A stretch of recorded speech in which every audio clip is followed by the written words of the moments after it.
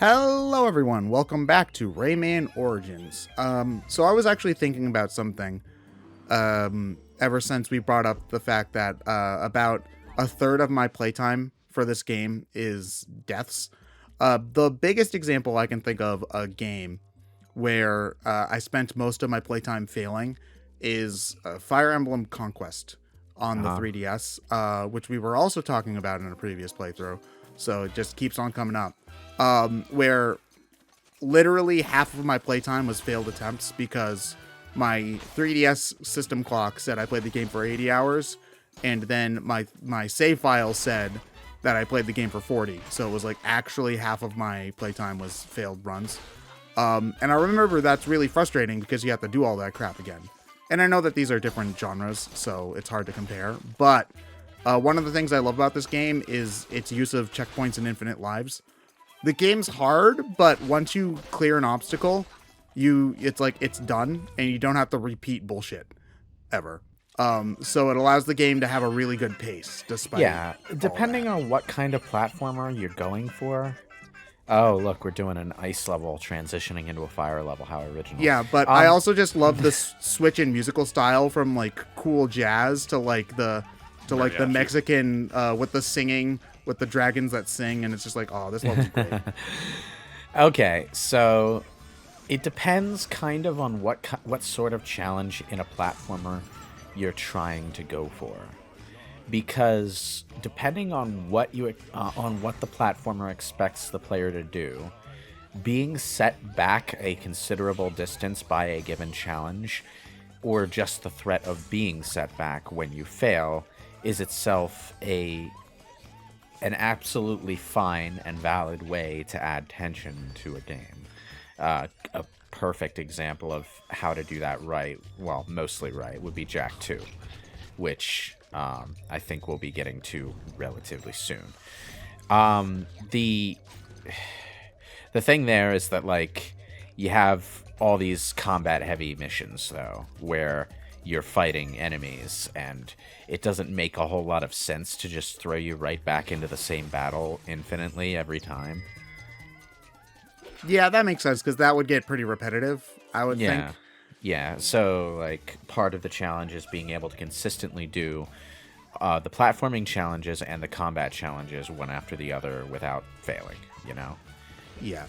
I just think, like, a classic example is something like Mega Man's, like, let's say the Heat Man blocks in Mega Man 2, or the Quick Man Death Tunnel, you know, that kind of stuff. Like, those are rather famous, like, roadblocks for players because they have to play the level perfectly. And then if they die to one obstacle at the end, they have to do the whole thing all over again. Yeah. And I think that for a game like... normally I would say, like what you said, the progression system in a Mega Man game is fine because that's a game where you have a health bar and lots of resources. So it's more about resource management. There's a lot of obstacles in Mega Man that just nullify your health bar.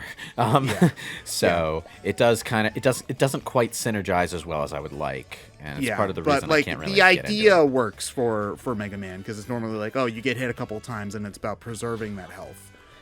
Versus a game like, let's say Mario, for example. In Mario, you have 2 hit points and then you die. And that's very similar to what's going on here. And so, like, you're likely to die a lot to, like, one obstacle, or you miss one jump and you die. In that case, it's frustrating to have to do a lot to get back to where you were because you made one mistake. And that's why I love the system in this so much, because this game is demanding and it does take a lot to get through it. But the game never feels punishing because the game always throws you right back at the challenge where you were. It's kind of like the Meat Boy and Celeste approach. Speaking of Quick Man. Oh, yeah. Only they're death forks instead of death lasers.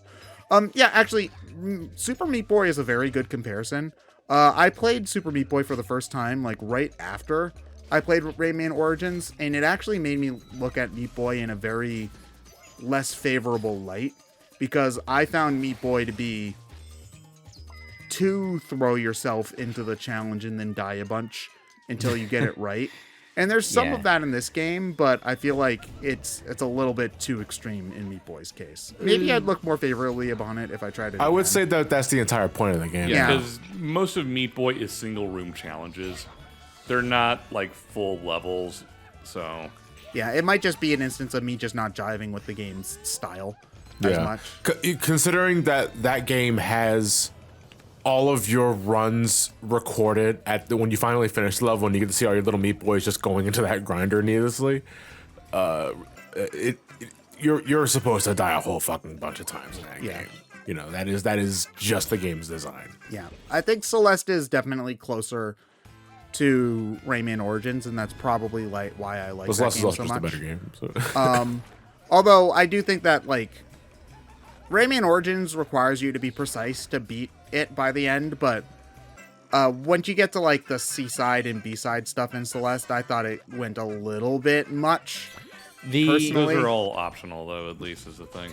yeah, that's true. But like Land of the Living Dead is optional in this game as well, and it's still like not as like you need to know actual speedrunning tech in order to beat it. You know, The thing about the Meat Boy / Celeste school of platforming design, I find that doesn't quite work for me and doesn't quite feel like what this game does, is that a lot of the time, the platforming challenges designed for those games are essentially puzzles with one solution, as opposed to a lot of the stuff I'm seeing in Rayman Origins, where, you're negotiating these obstacles, but it's not quite so much about moving in one very specific way to get through it. if you're trying to go for the time trials, it can be like that, but that's kind of what I was getting to before, in that you don't have to do the time trials if you don't want to. You can play the game in a collectible manner, like in a I'm going to get all the stuff kind of manner, and be more thoughtful, and it's still just as fun to play it like that. So you don't kind of have to be as precise, you know, where it's just like, okay, you have to jump here, wall jump, enemy bounce, and then you get the goal. And I know that, yes, that not every like late game thing in those other games require you to do it in only one solution, but there's generally like one that is easiest, or that is at the very least expected, that you're going to figure out how to do, you know. So yeah, and I'm not trying to diss talk Celeste either. That game is still very good.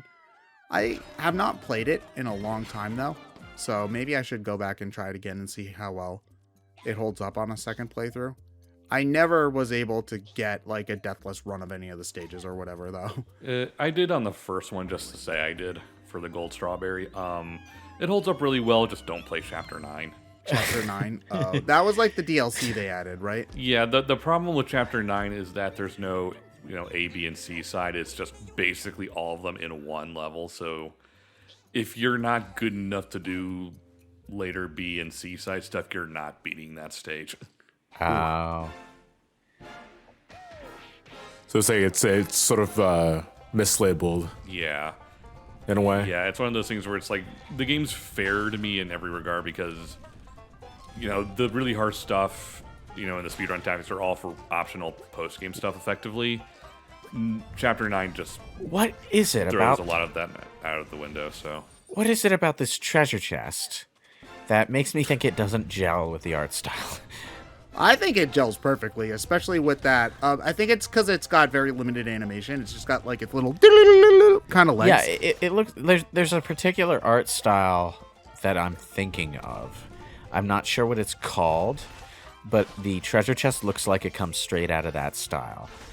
You know what it is for me, which is weird because it's not that different from what we're seeing on the screen. It kind of has like a sort of off-model pre-rendered look to it compared to the hand-drawn shit of everything else I've seen. Like it would be more in place in Legends than Origins. Like you see it in like some sort of like loot box option in. Oh well, that PC would game be or some other bullshit shit. if you spend $30 to get a bunch of loot boxes and then they run away from you. Yeah. Rayman Legends loot box, get 300 free Electoons and it runs away. No. Oh god. You know what? They should do that. You know something else about the general art style of this game, though, that reminds me of something outside of Rayman? It's the eyes. It reminds me of... there's a comic, I think, that also had a cartoon. The characters narrows it down. all had eyes very much like this. Oh yeah, they have like the big crazy like. I haven't seen it since I was a kid, so I'm not remembering what it was. Yeah, there's nothing. There's not a lot of symmetrical things in Rayman. Like everything's like purposefully like crooked and crazy looking. Very asymmetrical. And that goes to all the eyes too. Like Yeah, but like you'll very rarely see two eyeballs of the same size.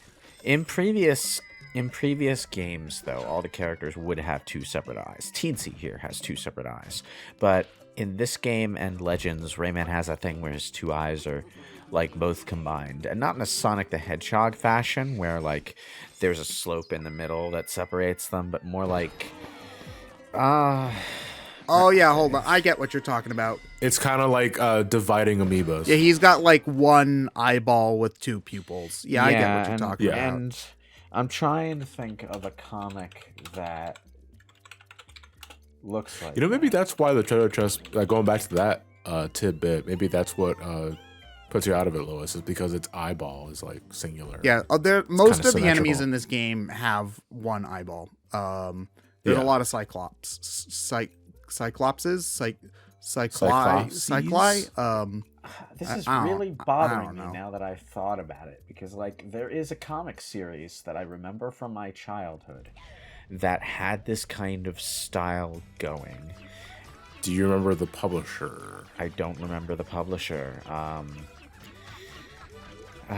you sure you're not making it? I'm sure I'm not making it up. Like the image is like really obvious. Well, in was my it like a head. comic book, or was it like a web comic thing? Was it? No, it wasn't a web comic. You think Oh, I you read say that web with such comics as a disdain. kid? How young do you think I am? What the hell is How that? young do you think I am? Well, I don't know if you're Webcomics. talking about kid young or like I'm early talking internet kid young. I said Okay. when I was a kid, yes. Okay. But like this was an actual How like. dare you? No, it's not like how dare you. It's more like webcomics didn't exist. Yeah, they did. not they a, did. Of course not they did. not in this. Gotta- I'm talking like 90s. Okay, so like Man, okay. I know that the art style was pretty like good. Like it was a very high effort art style. And I know that there's like a comic franchise or a cartoon. Is it franchise. Hellboy, perhaps? It's not Hellboy. No, something more like anthropomorphic animals. Was it Asterix? What? It's Asterix. It's that it's not anthropomorphic animals, but it's like a Viking guy, which How would you it's very- spell that? Exactly like you spell the word Asterix. So like Asterix, I think. No, it's not Asterix. All right. Well, I don't know what's in your memory. So, we Yeah. have to go into the which Kingdom Hearts game is the one where they literally jump into Sora's memories. Recoded. Oh man, this is gonna bother me for the rest of the day, though. Oh man. Don't worry, you'll find Not so that much comic memories, 4 it was months just more from like now, data. and then you'll be like, "It was this," and we'll be like, "What?" 90s comic anthropomorphic. Okay. All right. Any case, yeah. I remember that this game came out around the point where people were really starting to cry for more 2D games to be released in general. What the hell? There's a list of anthropomorphic comics on Wikipedia. I am not surprised by that even a little bit. Okay. Yeah. Yeah, I would say that 2D games really did started to get back and booming around 2011 or so. When the game Later PS3, 360, and Wii era. yeah. Once developers realized, we can just sell stuff on the digital store. We don't have to make a physical copy of it. Yeah, but I'd say like even in like fully priced games, they realized that they could do high quality 2D animation and then make money off of that. Like there's one thing that I'm really glad about modern gaming is that in some ways it's less tied to trend than earlier, like the 2000s or in 90s were, where it's just like in the 2000s, oh, we had to make shooters because everybody's making shooters, or we had to make a JRPG because everybody's making JRPGs. Nowadays, like, there's still trends, obviously, because everybody's making their own Fortnite and Their own Last of Us. Overwatch. Yeah, Last of Us. But there's more room for people to make games in whatever style they want, and so you get to see more stuff in you get to see big budget 2D games, big budget 3D games, big budget genres that you would have called dead are not dead anymore, and I think that's nice. I feel like another aspect of that, though, is that the ceiling and floor for what is considered low budget and therefore low risk in the gaming industry is a lot higher than it used to be. So, like, you can do a cool 2D game on what's considered a limited development budget and time frame these days that you couldn't do before, because like the amount of sales that publishers are expecting from such titles, like you can there's more wiggle room in that area, you know. Yeah, that is also true. I like how I should have mentioned this before, but I like how all the teensies, or not the teensies, the lums, whatever, they all have little ponytails. Oh yeah, one thing that I like about this game is that they tried to give Rayman a new identity, but also like keep all of the disparate, separate stuff that had been scattered across Raymans before.